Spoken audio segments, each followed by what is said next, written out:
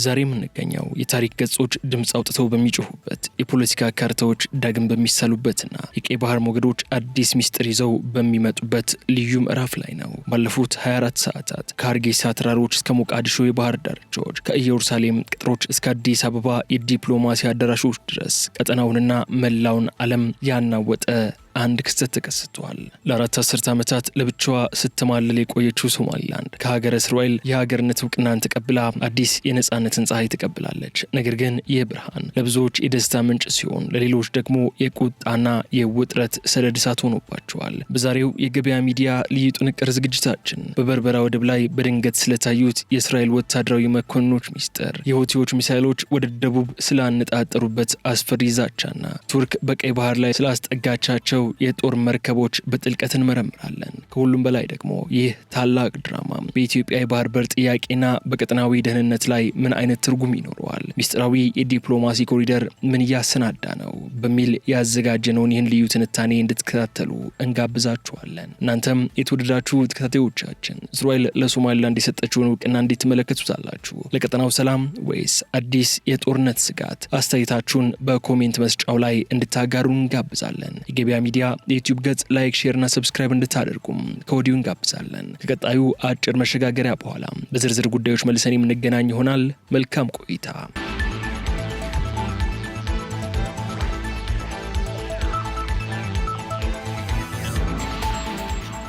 ታህሳስ 17 ቀን 2018 ዓ.ም ዓለም ገና ከፈረንጆች የገና በዓል ዕረፍት ሳትወጣ የምስራቅ አፍሪካ ቀንድ ግን ከእንቅልፏ የነቃችው ምድርን በሚያናውጥ ሰበር ዜና ነበር። ከኢየሩሳሌም የተሰማው ይፋዊ መግለጫ እንዲህ ይላል። የእስራኤል መንግስት የሶማሊላንድን ሉዓላዊነትና ነጻ ሀገርነት በይፋ አውቋል። ይህ አረፍተ ነገር ለሶማሊላንድ ተራ ዜና አልነበረም። እንደ አውሮፓውያኑ አቆጣጠር በ1991 ነጻነቷን ካወጀች ጀምሮ ለ34 ዓመታት በዓለም አቀፍ መገለል ውስጥ ለቆየችው ሀገር ይህ የእውቅና ብርሃን የ30 ዓመታት ጸሎት መልስ ነው። ሶማሊላንድ የራሷ ፓስፖርት፣ የራሷ መግቢያ ገንዘብ፣ የራሷ ጦርና ዲሞክራሲያዊ ምርጫ ያላት ሀገር ብትሆንም አንድም የተባበሩት መንግስታት ድርጅት አባል ሀገር ነሽ ብሏት አያውቅም። እስራኤል ግን ይህንን ታሪክ ከቀናት በፊት በይፋ ባስታወቀችው እውቅና ቀይረዋለች። በዚህም ምክንያት በመላው ሶማሊላንድ ከበርበራ እስከ ቡርኦ ህዝቡ በነጭ አረንጓዴና ቀይ ሰንደቅ ዓላማዎች ደምቀው ወጥተዋል። የሚገርመው ግን ከሶማሊላንድ ባንዲራ ጎን ለጎን የእስራኤል ሰማያዊ ኮከብ ባንዲራም በሙስሊሟ ሶማሊላንድ ሰማይ ስር በነጻነት ሲውለበለብ ማየት ነው። ይህ ለዘመናት በአካባቢው ለነበረው የፖለቲካ ባህል እንግዳና አስገራሚ ትዕይንት ነው። ጠቅላይ ሚኒስትር ቤንያሚን ኔታንያሁ ይህንን እርምጃ የአብርሃም ስምምነት አዲስ ምዕራፍ በማለት የጠሩት ሲሆን፣ እስራኤል ሶማሊላንድን እውቅና የሰጠችው በሰብአዊነት ብቻ አይደለም፣ በስትራቴጂካዊ ፍላጎትም ጭምር እንደሆነ እየተገለጸ ይገኛል። ይህ ብቻም ሳይሆን በቀይ ባህር ዳርቻ ላይ ታማኝ ወዳጅ ማግኘት፣ የኢራንን መስፋፋት መግታትና በአፍሪካ ቀንድ አዲስ የኢኮኖሚ አጋር መፍጠር ዋነኛ ግቦቿ ናቸው። ይህ ታሪካዊ ድል ለሀርጌሳ የደስታ ምንጭ ሲሆን፣ ለሞቃዲሾ ግን የሉዓላዊነት ሞት ነው። የሶማሊያ መንግስት ይህንን እርምጃ እንደ ጠባጫሪነት ቆጥሮታል። ሶማሊላንድ የሶማሊያ ሰሜናዊ ግዛት እንጂ ሀገር አይደለችም የሚለው የሞቃዲሾ ጽኑ አቋም ዛሬ በእስራኤል ዲፕሎማሲያዊ ጥቃት ክፉኛ ቆስሏል። የሶማሊያው ፕሬዝዳንት ሐሰን ሼክ መሐመድ እስራኤልን ዓለም አቀፍ ሕግን የጣሰች ወራሪ ሲሉ መክሰሳቸው ውጥረቱ ምን ያህል የከረረ መሆኑን ያሳያል። እውቅናው በኢየሩሳሌም አዳራሾች የታወጀ እንጂ እውነተኛው ድራማ ግን የተጀመረው በበርበራ ሞቃት አሸዋ ላይ ነው። ባለፉት ጥቂት ሰዓታት የበርበራ ዓለም አቀፍ አውሮፕላን ማረፊያና ጥልቅ ባህር ወደቡ ባልተለመደ እንቅስቃሴ ተወጥተዋል። ሚስጥራዊ ወታደራዊ ሄሊኮፕተሮች ሲያርፉ፣ ከፍተኛ የእስራኤል የደህንነትና የባህር ኃይል መኮንኖች ደግሞ ከሶማሊላንድ ባለስልጣናት ጋር በወደቡ ዙሪያ ሲንቀሳቀሱ ታይቷል የሚሉ መረጃዎችም እዚህም እዛም እየተስተዋሉ ነው። ግን ለምን በርበራ? እስራኤል በርበራ ከወደብነት በላይ ናት። ይህ ስፍራ የዓለም የንግድ ደም ስር የሆነውን የባብ ኤል ማንደብ መተላለፊያ ቁልፍ ነው። እስራኤል በዚህ ስፍራ የመከታተያ ጣቢያ ወይንም ሰርቬላንስ ስቴሽን ለመገንባት መሬት መረከቧን መረጃዎች ይጠቁማሉ። ይህ ማለት ከየመን የሚነሱ የሁቲ ድሮኖችና ሚሳይሎች ገና ሳይተኮሱ በእስራኤል ራዳር ስር ይወድቃሉ ማለት ነው። በርበራ ለእስራኤል የደቡባዊ ጋሻውን አገልግሎት እንድትሰጥም ታጭታለች። አዲሱ መረጃ እንደሚያመላክተው እስራኤል ለሶማሊላንድ ዘመናዊ ድሮን ቴክኖሎጂና የአየር ክልል መቆጣጠሪያ ስርዓቶችን አድቫንስድ ሰርቬላንስ ሲስተም ለመስጠት ተስማምታለች። ይህም ሶማሊላንድ በቅርቡ ያወጀችውን የአየር ክልሌን ሙሉ በሙሉ እቆጣጠራለሁ የሚለውን ውሳኔ በተግባር ለመዋል ትልቅ አቅም ይሆንላታል። ዛሬ በበርበራ ሰማይ ስር የሞቃዲሾን ፍቃድ የማይጠይቁ አዳዲስ ራዳሮችም መቆም ጀምረዋል። ነገር ግን ይህ የእስራኤል መግባት ሌላ የተኛ ዘንዶን ቀስቅሷል። ቱርክ በሞቃዲሾ ያላትን ትልቁን ወታደራዊ ማሰልጠኛ በመጠቀም በበርበራ ላይ ለሚታየው እንቅስቃሴ ምላሽ ለመስጠት የተዘጋጀች ስለመሆኗ እየተነገረ ነው። ቱርክ ለሶማሊያ ባህር ኃይል የምትሰጠውን ድጋፍ ወደ ወታደራዊ ጥበቃ ወይንም ሚሊታሪ ስኮርት ለማሳደግ መወሰኗ በበርበራና በሞቃዲሾ መካከል ያለውን ባህር የጦር መርከቦች ፉክክር መድረክ አድርጎታል። ኢትዮጵያ በበርበራ ወደብ ላይ ያላትን የ19 በመቶ ድርሻና የባህር በር ፍላጎት አሁን አዲስ ትርጉም አግኝቷል። እስራኤል ወደቡን በቴክኖሎጂና በደህንነት ስታጠናክረው ኢትዮጵያ የምትጠቀመው የንግድ መስመር በአስተማማኝ ኃይል ጥበቃ ይደረግለታል ማለት ነው። ይህ የበርበራ ሚስጥር ለኢትዮጵያ ኢኮኖሚ ህልውና ትልቅ ተስፋ፣ ለቀጠናው ደግሞ አዲስ ወታደራዊ ስሌት ይዞ መጥቷል። በርበራ ዛሬ ዝምተኛ የወደብ ከተማ አይደለችም። የዓለም ሀያላን አይኖቻቸውን የጣሉባትና የቀጣዩን ዘመን የኃይል ሚዛን የሚወሰንባት ስትራቴጂካዊ መቆጣጠሪያ እንጂ። ነገር ግን እስራኤል በበርበራ መገኘቷን ተከትሎ ከባህር ማዶ ሌላ አስፈሪ ድምፅ ተሰምቷል።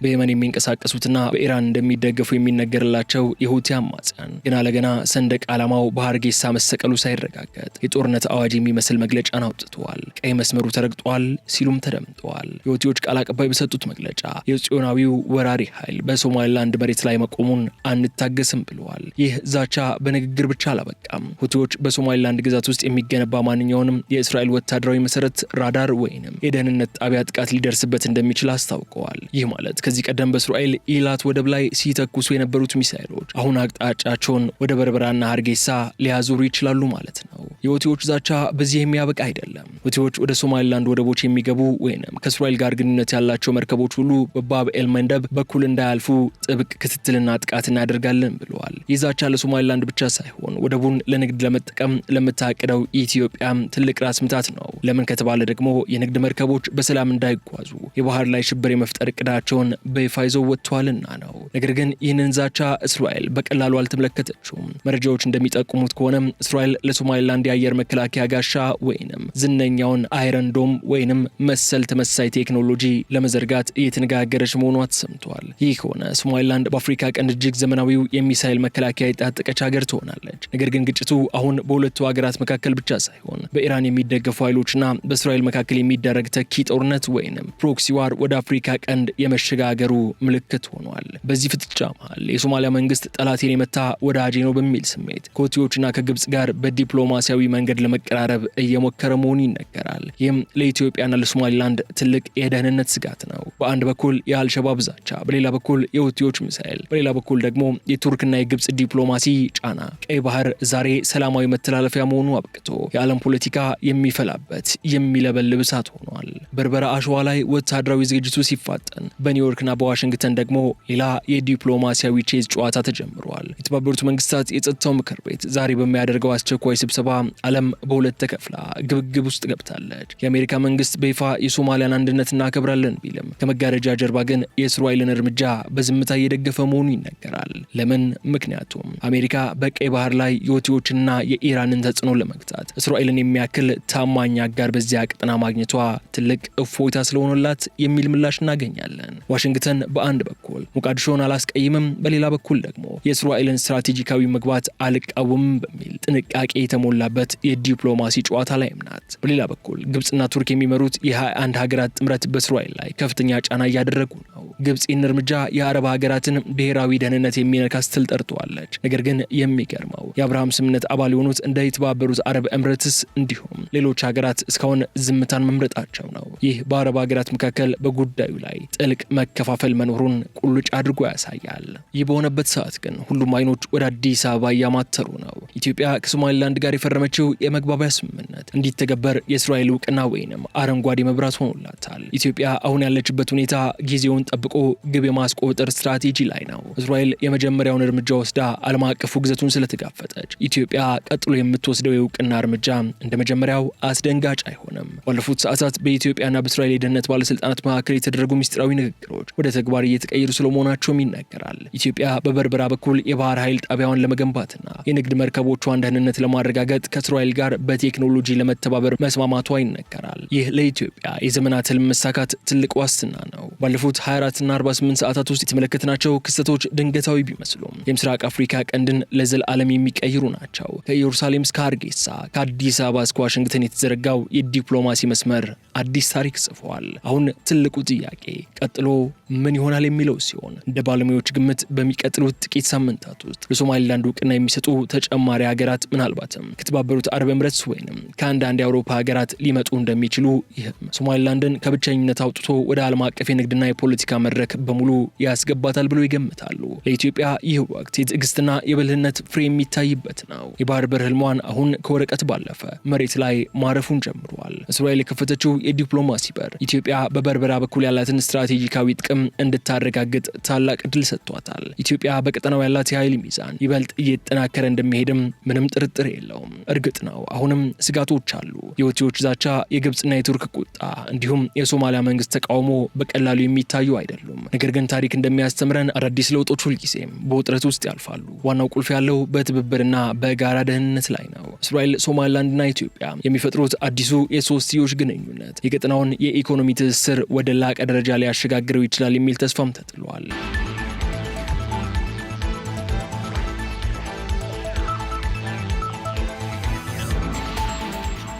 ዝግጅታችንን ወደ ማጠቃለያው ከመውሰዳችን በፊት ግን የተከበራችሁ ተከታታዮቻችን ባለፉት ጥቂት ሰዓታት የተሰሙ አዳዲስና ትኩስ መረጃዎችን መመልከት ግድ ይለናል። ለምን ከተባለ የቀጠናው ፖለቲካ በየሰከንዱ እየተቀያየረ ስለሆነ በቀዳሚነት የምንመለከተው ደግሞ የተባበሩት መንግስታት የጸጥታው ምክር ቤት ስብሰባ ነው። በኒውዮርክ የሚካሄደውን ስብሰባ መሰረት በማድረግ እየወጡ ያሉ መረጃዎች እንደሚያሳዩት የሶማሊያ መንግስት ተወካይ በእስራኤል ላይ እጅግ ጠንካራ ውግዘት እንዲተላለፍና ማዕቀብ እንዲጣል ፍላጎት እንዳላቸው ተሰምቷል።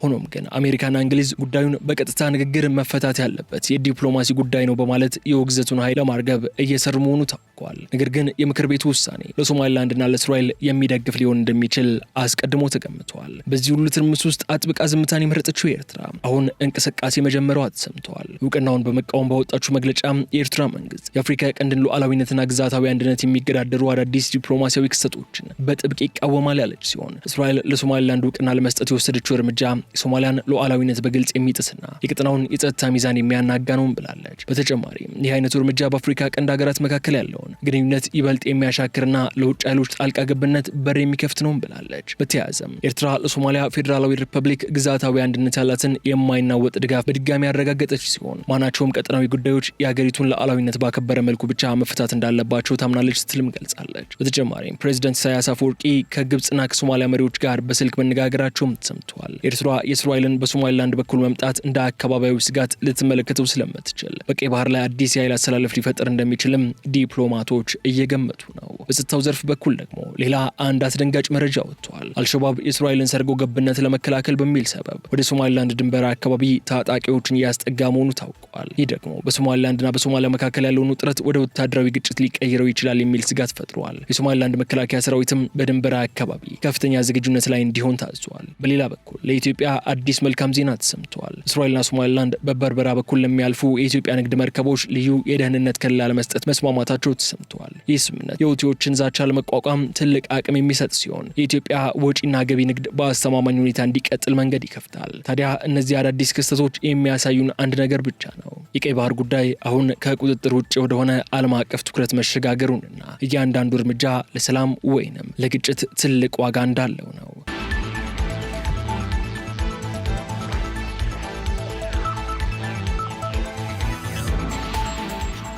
ክቡራትና ክቡራን ተከታታዮቻችን ዛሬ የተመለከትነው የእስራኤል ለሶማሊላንድ እውቅና መስጠት ለአንዳንዶች ድንገተኛ ዜና፣ ለሌሎች ደግሞ የዓመታት ጥረት ውጤት ነው። ነገር ግን አንድ ሀቅ ግልጽ ነው። የቀይ ባህር ዳርቻ ዳግም እንደ ትላንቱ አይሆንም። ዛሬ ታሪክ በፊታችን እየተጻፈ ነው። በሃርጌሳ ሰማይ ስር የታየው አዲስ ተስፋ፣ በበርበራ ወደብ ላይ የጀመረው ስትራቴጂካዊ እንቅስቃሴና በአዲስ አበባ የታየው የዲፕሎማሲ ብልህነት ሁሉም በአንድ መስመር ተገናኝተዋል። ይህ መስመር ደግሞ ወደ አዲስ የቀጠናዊ ትስስር፣ የኢኮኖሚ ጥንካሬና የባህር በር ባለቤትነት የሚወስድ ነው። እርግጥ ነው መንገዱ በአበቦች ብቻ የተነጠፈ አይደለም። በሁቲዎች ዛቻና በሀያላን ሀገራት ፍጥጫ መሃል የሚታዩ የውጥረት ደመናዎች መኖራቸው አይካድም።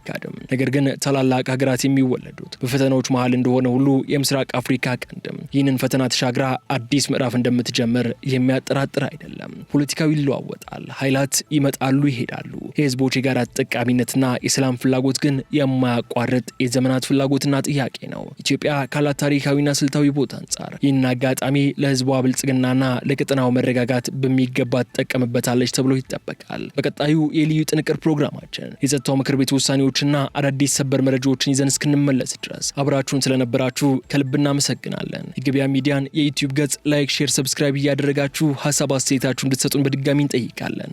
ሰላም።